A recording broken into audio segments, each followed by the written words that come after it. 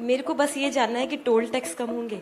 Toll नाके ही नहीं रहेंगे, ना कोई आदमी रोकेगा, ना कोई बोलेगा, ना कोई बताएगा। कि हम मुंबई से पुणे आपको आने के लिए 8 घंटे लगते हैं, अब मैं 2 घंटे में लेके जाऊंगा तो आपका 6 घंटे का फ्यूल बचेगा, टाइम बचेगा, उसके बदले में मुझे टोल दो। देहरादून की बात की, अभी आपने मथुरा वृंदावन की बात की। मेरे को बस ये जानना है कि टोल टैक्स कम होंगे। आपने आज दूरियां तो कम कर दी हैं, लेकिन टोल टैक्स बहुत हो गए। बहुत कम हो गया। आज ही मैंने अभी 2-4 दिन पहले ट्वीट किया था कि हमने अभी 80 किलोमीटर के स्पीड से, नो बैरियर, निकल जाओ आप, हम आपके नंबर प्लेट का फोटो ले लेंगे, आपका फास्ट टैग का जो है कार्ड उसका फोटो ले लेंगे, और जितना डिस्टेंस आप ट्रैवल करोगे उतना पैसा आपके बैंक अकाउंट से निकल जाएगा। और ये चालू हो गया, 85 टोल उसके अवार्ड हो गए, और मैं इस साल दिसंबर तक वो टोल नाके ही नहीं रहेंगे, ना कोई आदमी रोकेगा, ना कोई बोलेगा, ना कोई बताएगा, नहीं, कुछ नहीं। आप 80 के किलोमीटर की स्पीड से निकल जाओ। हाँ, अगर आपने टोल नहीं चुकाया तो आपकी गाड़ी बेचने के लिए जाओगे तो एनओसी नहीं मिलेगा, सब फाइन वसूल करेंगे, तब देना पड़ेगा। तो कानून से चलने वाले के लिए कोई प्रॉब्लम नहीं। आपको फ्लाईओवर मिनिस्टर भी कहा जाता है, और बहुत अगर ऊपर से देखा जाए तो बहुत सारी जगहों पर ऐसे रोड और टनल्स आपने पहुंचा दिए हैं जो बहुत मुश्किल था। स्पीड बढ़ रही है, उसके लिए भी कोई पैमाना मापदंड तय कर लिया है? देखिए, क्योंकि इतने अच्छे रोड हैं, स्पीड बढ़ जाते हैं, आप भेज देंगे नोटिस। देखो, जितना लोग चल सकता उतना ही रिफॉर्म करो। मैंने एक बार कहा था कि हॉर्न के बजाय बांसुरी बजेगी, तबला बजेगा, ऐसी पिटाई हुई मेरी सोशल मीडिया पर, मैंने आइडिया ड्रॉप कर दी। मैंने बोला साउंड पोल्यूशन कम करने के लिए करें। अभी प्रॉब्लम यह है कि टोल रेट वगैरह के बारे में भी जो है, अभी इसमें प्रॉब्लम नहीं है कोई, और ये सब जगह 15 रुपए में अभी एक टोल पड़ रहा है, और 3000 रुपए के में 200 टोल फुकट है। तो पहली बात तो आप समझ लीजिए कि अब टोल नहीं के बराबर है। और अभी हमने इतना कम, मुझे बताओ कि आप अगर 15 रुपए, जो 150 रुपए दे रहे थे, 125 रुपए दे रहे थे, वो 15 रुपए का आ गया।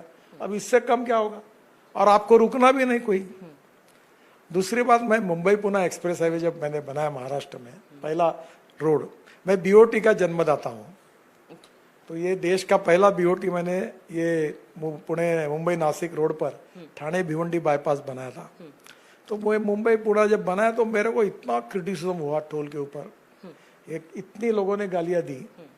तो मैंने उनको कहा कि आप मुंबई से पुणे आपको आने के लिए 8 घंटे लगते हैं, अब मैं 2 घंटे में लेके जाऊंगा तो आपका 6 घंटे का फ्यूल बचेगा, टाइम बचेगा, उसके बदले में मुझे टोल दो। तो बाद में ऐसा हुआ कि जो स्टेट ट्रांसपोर्ट की बसेस थी उन्होंने कहा हम टोल नहीं देंगे, तो लोगों ने गाड़ी रोकी और बोली हमको एक्सप्रेस हाईवे से जाना है। लोगों ने पैसे इकट्ठा किए टोल के, स्टेट बोली ये पैसे लो और लगाओ, एक्सप्रेस हाईवे से चलो। अभी तो वो नई भी टनल बन गई और डिस्टेंस कम। अब मैं नया मुंबई पुणे हाईवे बना रहा हूँ, मुंबई से बेंगलोर 5.5 घंटे में, तो जो JNPT से लेकर नया हाईवे का काम शुरू कर रहा हूँ। तो अब तो लोगों को जब, if you want good services you have to pay for it. आप नाराज मत होना, आपने मुझे बुलाया, ये 5 स्टार होटल है, आप मुझे बुलाते तो मैं रामलीला मैदान पे आता, वहीं बाजू का टपरी का चाय पी लेता, फुकट में कार्यक्रम होता, क्यों टाइम्स का खर्चा लगाया आपने। पर आप जब 5 स्टार होटल में जाओगे तो वो खर्चे में ये कार्यक्रम कैसे होगा। If you want good services you have to pay for it. कहीं ना कहीं लोगों को भी ये समझना होगा। मतलब ये भी कला आप में है, इसलिए तो विरोधी आपका विरोध नहीं कर पाते हैं। ये तो अलग ही फॉर्मूला है आपका कि विरोधी भी कहते हैं कि कहीं बात नहीं बनेगी, यहाँ अपनी अर्जी लगा देंगे। देखिए, रोड तो ऐसा है कि वो ये बीजेपी का एमपीए बना दो, कांग्रेस का मत बनाओ, ऐसा नहीं होता। मैं पूरा रोड बनाऊंगा तब बना, उनका मुझे कोऑपरेशन चाहिए। तो सही बन सकता है मैं सबके बनाता हूँ, जो नहीं बन सकता वो नहीं बना सकता हूँ। तो इसमें पॉलिटिक्स तो कोई होता ही नहीं। मतलब सबके लिए, सबका साथ सबका विकास। देखो, मैं ट्रांसपेरेंट हूँ, टाइम बाउंड हूँ, रिजल्ट ओरिएंटेड हूँ और करप्शन फ्री हूँ। कोई ठेकेदार, अभी इस ठेकेदार मेरे नाम से आके तो डरते ऐसे, अभी मैं तो बोला 2-4 ठेका जेल में डालूंगा करके। अभी रोज बहुत सुंदर हुआ, मैं हमारे एक सॉफ्टवेयर डेवलप हुआ, और अभी वो एक ड्रोन जैसा होता है ना, वैसे हमारा एक व्हीकल है, और वो व्हीकल पूरे रोड का डिटेल लाता है, गड्ढे कितने पड़े, क्वालिटी कैसी है, अतिक्रमण कितना हुआ है, एवरीथिंग।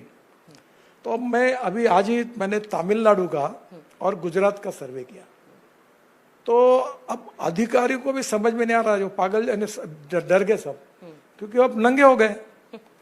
वो रोड कहाँ खराब हुआ है, कौन से पॉइंट, और मेरे एक साइड में वो पूछता हूँ क्यों नहीं किया, क्यों नहीं किया, कितने लोग मरे, ब्लैक स्पॉट का क्या हुआ, सब रिकॉर्ड पर आ गया। हमने उसमें एआई का उपयोग किया। अब ऐसी स्थिति हो गई कि अब मीटिंग होने के पहले रात दिन मेहनत करके अपना डाटा सुधारने के पीछे। इस बार बरसात में, क्योंकि सोशल मीडिया पर मैंने बहुत गालियां खाई है, गड्ढे पड़े, इस बार हमने जितने गालियां खाई, मुझे लगता है इस बरसात में मैं 5-10% पे रहूंगा। सब रोड आपको अच्छे बनेंगे। आपको एक ही काम करना, सोशल मीडिया पे बेचते रहो, कोई चिंता मत करना, क्योंकि ये रोड एक्सीडेंट भी हमारे गलतियों के कारण, गलत डीपीआर के कारण होते हैं। बेचते रहो। अभी हमने लैंडस्लाइड्स के लिए भी करीब 350 लैंडस्लाइड स्पॉट को ब्लैक स्पॉट लेकर वो भी सुधार दिए। तो हम लोग ये सेफ रोड और लोगों के लिए ज्यादा अच्छा मिले। एयर बैग्स हमने सब ऑटोमोबाइल इंजीनियरिंग में सुधार किया, हमने रोड इंजीनियरिंग में सुधार किया। हम चाहते कि लोगों का सफर अच्छा हो। और आगे मैं बताऊंगा कि आपको हमारे रोड में इलेक्ट्रिक ट्रक जब आएंगे तो रेलवे से हमारी लॉजिस्टिक कॉस्ट कम होगी। तो ये रेलवे को भी फिर डबल कंटेनर ले जाने पड़ेंगे, क्योंकि कंपटीशन होगी तो बेनिफिट होगा। मतलब एक चीज को अच्छा बढ़ा रहे हैं, एक चीज के लिए चुनौती खड़ी कर रहे हैं आप। सर कंपटीशन होनी चाहिए। देखो आपकी मीडिया में क्या हुआ, पहले हम जब हमारे यहाँ 2-3 अखबार वाले रहते थे तो हम लोग उनको बार बार मिलते थे। हाँ। कि भैया चुनाव है, हमकी मदद चाहिए। अब हम किसी को मिलते ही नहीं, क्योंकि 15 अखबार हो गए। ये नहीं तो वो मदद करता, वो नहीं तो वो करता। कंपटीशन के कारण, मैं मजाक में कह रहा हूँ, don't take it in other way. तो नहीं तो हमारा मीडिया मैनेजमेंट नाम का एक सब्जेक्ट रहता था। अब वो क्या हो गया, कंपटीशन हो गई। तो वैसे भी सब जगह कंपटीशन होनी चाहिए। कंज्यूमर का फायदा कंपटीशन में ही होता है। हाँ। नहीं, वो आपके मजाक को मैं समझ सकती हूँ, क्योंकि मैंने भी आपकी पूरी जासूसी और रिसर्च की है। आपने 17 बार डिलीट किया तो मैंने उसको समझा।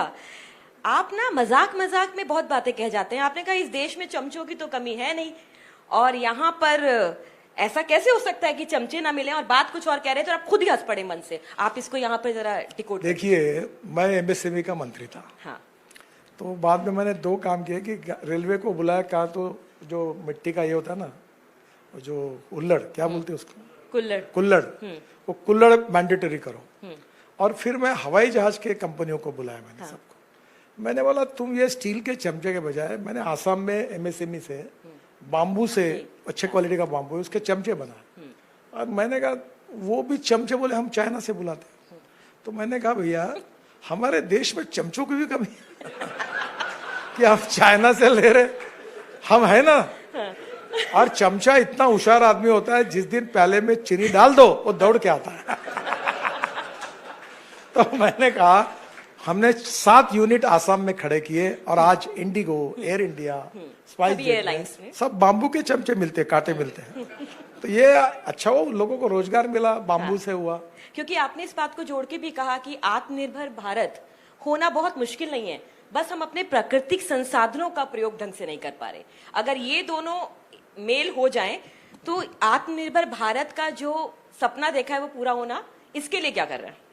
देखिए, जो पहली बात मैंने कही कि मैं एग्रीकल्चर में ही मैं 80% काम करता हूँ। क्यों करता हूँ? क्योंकि मेरे क्षेत्र में 10,000 किसानों ने आत्महत्या की, और मैं पॉलिटिशियन नहीं हूँ। तो मैंने तय किया कि मैं अपना जो लाइफ है वो इस कॉज के लिए दूंगा। तो मेरा अभी 5 लाख किसानों का ग्रुप है। मैं हर साल एग्रो विजन करता हूँ, 40 वर्कशॉप लेता हूँ, गन्ना है सब जगह, उसकी जितना कुछ कर सकता हूँ। तो मैं ये मानता हूँ कि जल, जमीन, जंगल और जानवर पर आधारित, अब आपने विषय निकाला करके आपको बता रहा हूँ कि हमारे देश से 1952 में गिर जात की गाय ब्राजील में गई थी, और वो 60 लीटर दूध देती थी। और उस गाय का जो बुल तैयार हुआ, उसका नाम था टोरेंडो। उसका सीमेंस लाकर हमारे 2 लीटर वाले गाय को दिया,